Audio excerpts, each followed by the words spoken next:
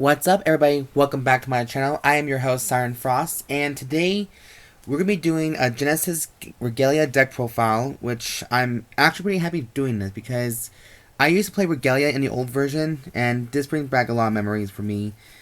The best part is I still have my old premium deck. So, originally I was going to do this last week for my birthday, or last Monday, but life kind of got in the way a bit. My birthday came up last week, so I was a little tad bit busy with that, and then my boyfriend came over, and we just spent a night, and, we watched, I actually watched It for the first time, It Chapter 2. It actually was pretty, not so bad, but, you know how that kind of goes.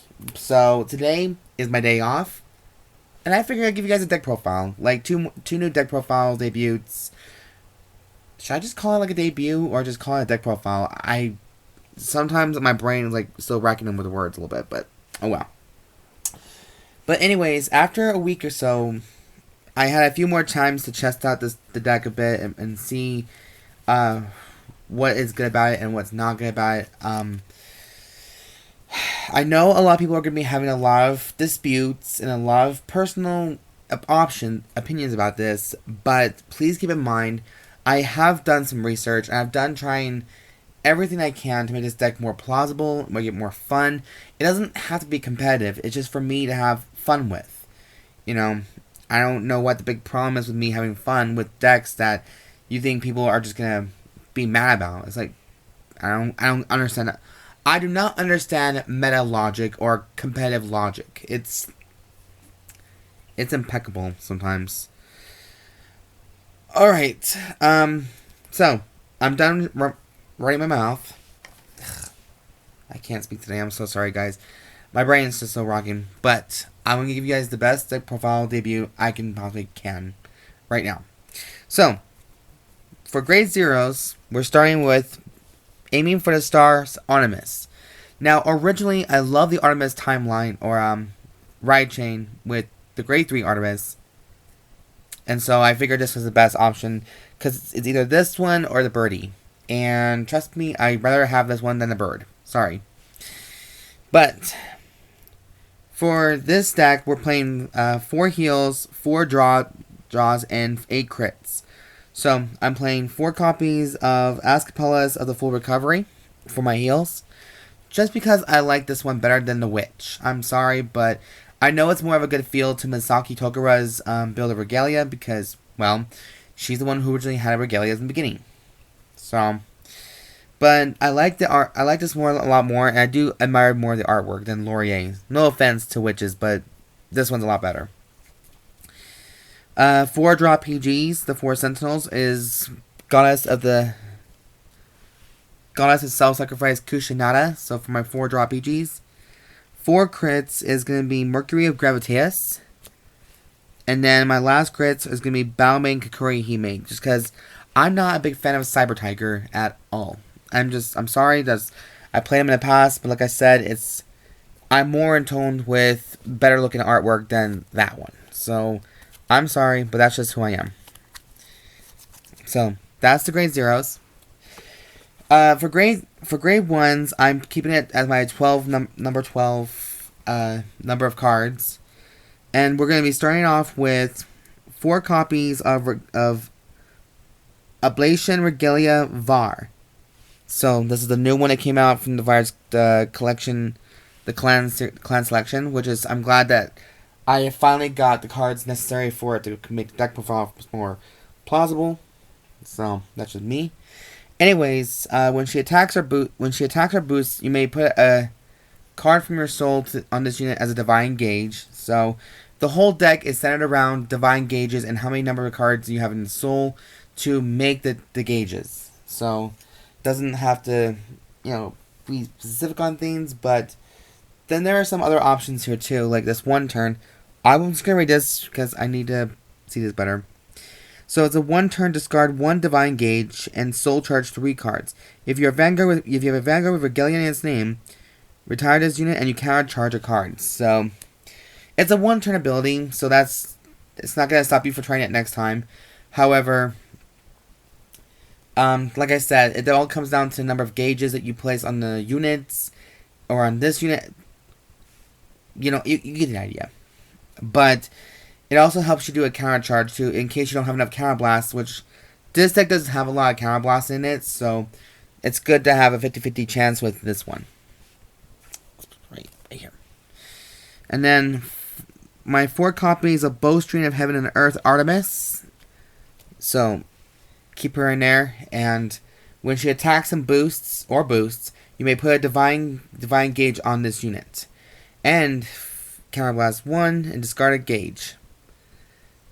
Select 1 unit from this side of this column here and retire that unit. So it has one of the Angel's abilities from Shadow Paladin. I just don't know which one it was. So yeah, not too bad. Then finally, from their clan selection, we have 4 copies of White Brush Witch Artic. So Brush Witch. So when she's placed by either Vanguard or Rearguard, look at the top 2 cards of your deck, put 1 on top of your deck, and put 1 in your soul. So simple enough.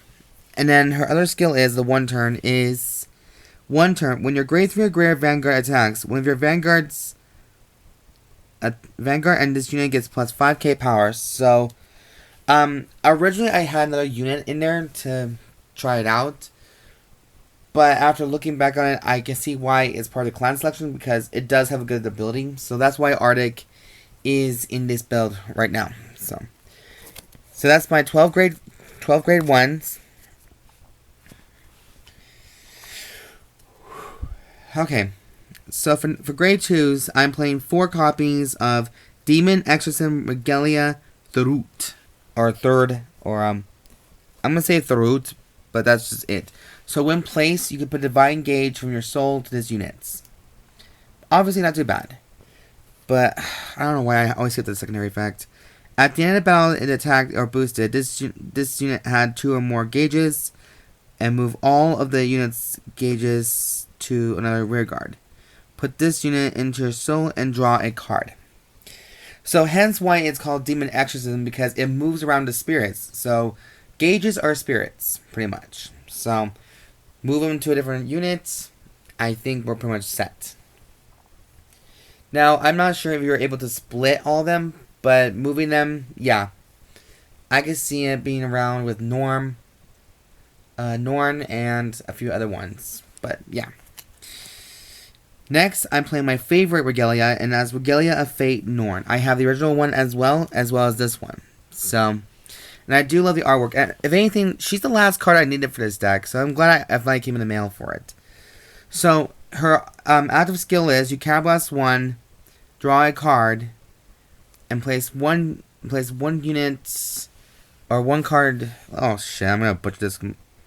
Okay, choose one of your rear guards and put a card face down as Divine Gauge. If you put a card this turn, Soul Charge 2. Rear guard, 1 turn only. At the end of the battle, it boosts a unit with Regalia in its name. Discard a card from your hand and 1 of the unit's Divine Gauges. Stand at boosted units, gets 10,000 power, drive -1. So that's why Norn is best for the Vanguard, because extra draw power, extra 10k power, and attack power. So honestly, I have to say, Norn's actually one of the best. Now, if anything, I was going to place Yggdrasil in front of as a boss monster rather than Angelica, but oh well. So, and then the final grade for 3 copies, I'm playing Twilight Hunter Artemis. Just because this deck is more focused on Regalia rather than the other ones, but this is mostly about Divine Gauges too. So she gets 10,000 power for every Divine Gauge that she has, and also at the end, if the attack hits, place a card from your soul face down as Divine Gauge. So it's pretty direct, you know. Nothing really much wrong with that one. Okay. Next, for grade 3s, I'm playing 4 copies of the main boss, Regalia of Wisdom Angelica. So that's our main one. And her ability is all Vanguard related, so let's see. All the units with Divine Gauges cannot be chosen by card effects. I know that for yes. And get 5,000 power. Okay? And then, oh yeah, shit, it has three effects. Shit. When it attacks, choose up to 2 of your rear guards and put one card from your soul as a divine gauge for each of those. At the end of the end of the opponent's turn, discard 5 divine gauges and heal a point of damage. So it has a combination of Angel Feather's ability to heal a damage within Angelica. Shit. Okay, let me take a little pause right here for a second, guys.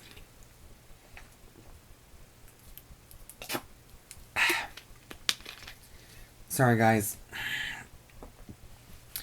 But yeah, I really do like Angelica's artwork a lot more. That's why I decided to play Regalias in this series, in this format. Now, even though we're heading to these series, and I know it's going to be a sad turn of events to not play these decks in tournaments anymore, but it's nice to play with your friends. So.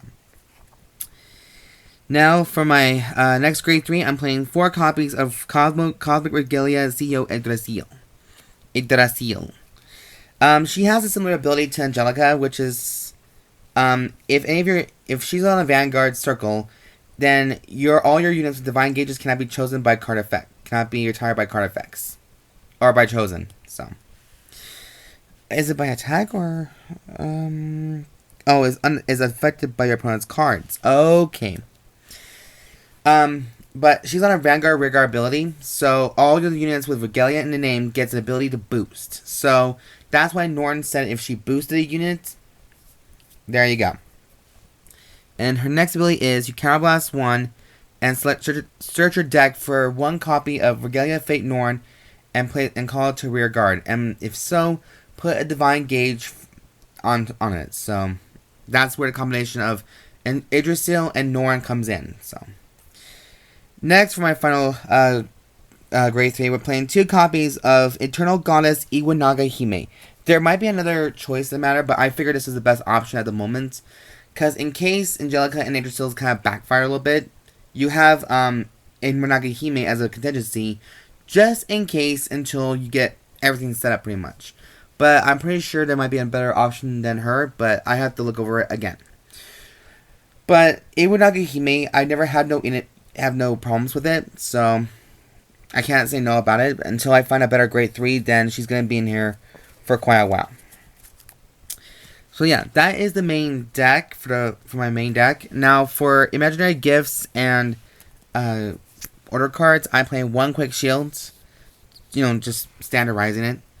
And then for my selection of force, I play force once, because the more power you get, the more you have a chance to beat him a little harder. It's like more like a beat down kind of thing as well.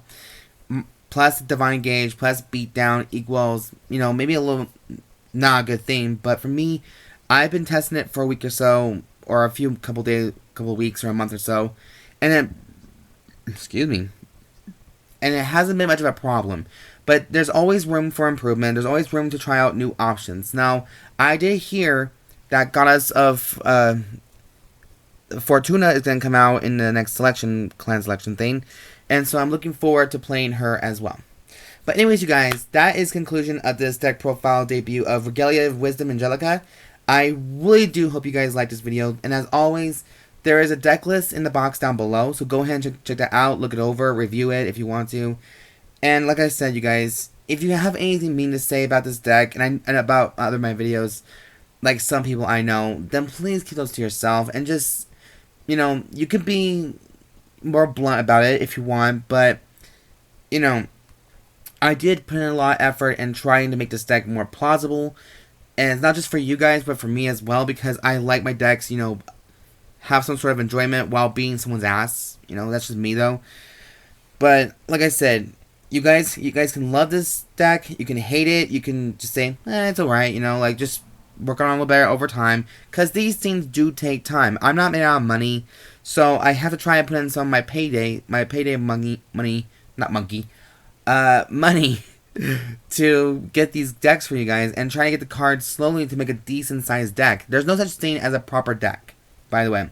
There is no such thing. You are entitled to your opinions, you're entitled to your creativity. That is all that matters. So, anyways, you guys, I do hope you enjoyed this video, and if you guys liked the video and like the videos I did make recently, please go ahead and subscribe to my channel. I look forward to new people and getting to know some people outside of my locals, Because let's face it, you guys, Utah doesn't have that big of a local team. Sorry. But anyways, next time, you guys, we'll be doing the next stat profile for Dark Irregulars, and I'm looking forward to doing that as well. So, besides that, you guys, I hope you guys enjoy the rest of your day, make good choices, and please stay safe. Catch you guys next time. Bye, guys.